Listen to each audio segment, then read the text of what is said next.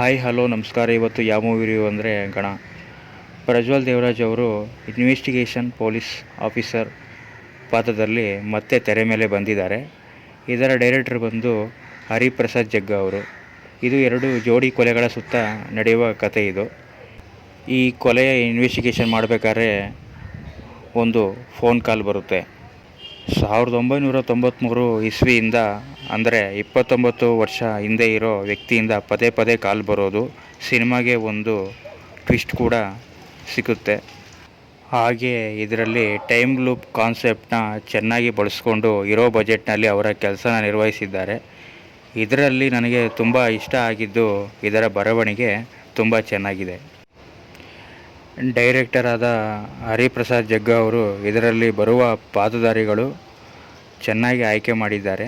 ಕತೆಗೆ ತಕ್ಕ ಹಾಗೆ ಸಿನಿಮಾದ ಬ್ಯಾಕ್ಗ್ರೌಂಡ್ ಸ್ಕೋರ್ ಚೆನ್ನಾಗಿದೆ. ಸಿನಿಮಾದಲ್ಲಿ ಇರೋ ಫೈಟ್ಗಳು ತುಂಬ ಜಾಸ್ತಿ ಆಯಿತು ಅನಿಸುತ್ತೆ. ಕ್ಲೈಮ್ಯಾಕ್ಸ್ನಲ್ಲಿ ಕ್ಲಬ್ನಲ್ಲಿ ಬರುವ ಹಾಡು ಸ್ವಲ್ಪ ಓಕೆ ಅನ್ಬೋದು.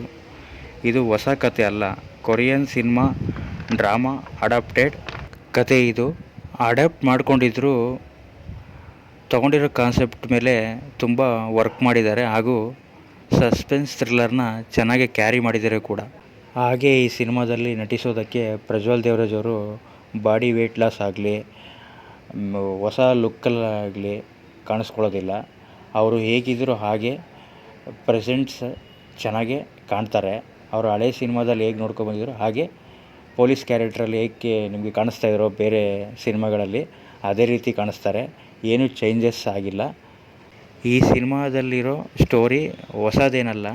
ಆಲ್ರೆಡಿ ಕನ್ನಡ ಸಿನಿಮಾದಲ್ಲಿ ತುಂಬ ಚಿತ್ರಗಳು ಬಂದಿದ್ದಾವೆ. ಉದಾಹರಣೆಗೆ 1980 ಪ್ರಿಯಾಂಕಾ ಉಪೇಂದ್ರ ಅವರು ನಟಿಸಿರುವಂಥ ಸಿನಿಮಾ ಆಗಿರ್ಬೋದು. ಅದು ಕೂಡ ಟೈಮ್ ಲೂಪ್ನಲ್ಲೇ ನಡೆಯುವಂಥ ಕತೆ. ಇದು ಟೈಮ್ ಲೂಪ್ನಲ್ಲಿ ಕಾಲ್ ಮಾಡೋವಂಥ ವ್ಯಕ್ತಿ ಆಗ್ಬೋದು ಹಾಗೂ ಸಸ್ಪೆನ್ಸ್ ಥ್ರಿಲ್ಲರ್ ಆಗ್ಬೋದು. ತುಂಬ ಚೆನ್ನಾಗಿ ಈ ಸಿನಿಮಾಗೆ ತುಂಬ ಅಡ್ಜಸ್ಟ್ ಆಗಿದೆ ಅಂತಲೇ ಹೇಳ್ಬೋದು ಹಾಗೂ ಕನೆಕ್ಟ್ ಆಗುತ್ತೆ ಕೂಡ. ಆಡಿಯನ್ಸ್ಗೂ ಕೂಡ ತುಂಬ ಇಷ್ಟ ಆಗುತ್ತೆ.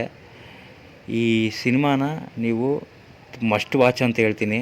ತುಂಬ ಚೆನ್ನಾಗೇ ಇದೆ ಹಾಗೂ ಪ್ರಜ್ವಲ್ ದೇವರಾಜ್ ಅವರು ಇದೇ ಥರ ಹೊಸ ಹೊಸ ಕಾನ್ಸೆಪ್ಟು ಇರೋ ಸ್ಟೋರಿಗಳನ್ನ ಆಯ್ಕೆ ಮಾಡ್ಕೊಳ್ಳೋದು ತುಂಬ ಒಳ್ಳೆಯದು. ಇದೇ ಥರ ಕತೆಗಳನ್ನ ಪ್ರಜ್ವಲ್ ದೇವರಾಜ್ ಅವರು ಆಯ್ಕೆ ಮಾಡಿಕೊಂಡು ಅಭಿಮಾನಿಗಳಿಗೆ ಕೊಟ್ಟರೆ ಅವರ ಕೆರಿಯರು ಚೆನ್ನಾಗಿರುತ್ತೆ. ಅಭಿಮಾನಿಗಳು ಕೂಡ ಸಂತೋಷ ಪಡ್ತಾರೆ ಅಂತ ಹೇಳ್ಬೋದು. ಇಲ್ಲಾಂದರೆ ಹಳೆಯ ಕಾಲ ಥರ ಒಬೆರಾಯನ್ ಥರ ಕತೆಗಳು ಮಾಡಿದ್ರೆ ಆಡಿಯನ್ಸ್ ಇಷ್ಟಪಡಲ್ಲ ಅಂತ ಹೇಳ್ಬೋದು. ಓವರಾಲ್ ಈ ಸಿನಿಮಾ ಬಂದು ತುಂಬ ಚೆನ್ನಾಗಿದೆ. ಎಲ್ಲರೂ ಸಿನಿಮಾ ಥಿಯೇಟ್ರಲ್ಲೇ ಹೋಗಿ ನೋಡಿ. ಫ್ಯಾಮಿಲಿ ಆಡಿಯನ್ಸು ಈ ಸಿನಿಮಾನ ಹೋಗಿ ನೋಡ್ಬೋದು.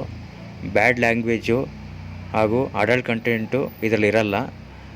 ಮಸ್ಟ್ ವಾಚ್ ಅಂತ ಹೇಳ್ತೀನಿ. ಫ್ಯಾಮಿಲಿ ಜೊತೆ ಕೂಡ ಕೂತ್ಕೊಂಡು ನೋಡ್ಬೋದು ಅಂಥ ಸಿನಿಮಾ ಇದು. ಸಸ್ಪೆನ್ಸ್ ಥ್ರಿಲ್ಲರ್ನ ಎಂಜಾಯ್ ಮಾಡೋವಂಥ ಆಡಿಯನ್ಸ್ಗೆ ತುಂಬ ಇಷ್ಟ ಆಗುತ್ತೆ. ಫಸ್ಟಿಂದ ಎಂಡ್ ತನಕ ಸಿನಿಮಾ ಕುತೂಹಲವಾಗಿ ಕರ್ಕೊಂಡೋಗುತ್ತೆ. ಇದಿಷ್ಟು ಮೂವಿಯ ರಿವ್ಯೂ ಆಗಿತ್ತು. ಇಷ್ಟು ಹೇಳ್ತಾ ನಾನು ರಿವ್ಯೂನ ಮುಗಿಸ್ತಾ ಇದ್ದೀನಿ. ಮತ್ತು ಹೊಸ ಸಿನಿಮಾದ ಹೊಸ ರಿವ್ಯೂನೊಂದಿಗೆ ನಿಮ್ಮ ಮುಂದೆ ಬರ್ತೀನಿ ಅಂತ ಹೇಳ್ತಾ, ಯಾರು ಈ ಚಾನಲ್ನ ಹೊಸಬ್ರು ನೋಡ್ತಿರೋ ಪ್ಲೀಸ್ ಸಬ್ಸ್ಕ್ರೈಬ್ ಮಾಡ್ಕೊಳ್ಳಿ. ಪಕ್ಕದಲ್ಲೇ ಬೆಲ್ ಐಕನ್ ಇದೆ, ಅದನ್ನು ಕೂಡ ಕ್ಲಿಕ್ ಮಾಡ್ಕೊಳ್ಳಿ ಅಂತ ಹೇಳ್ತಾ ಥ್ಯಾಂಕ್ ಯು ಫಾರ್ ವಾಚಿಂಗ್.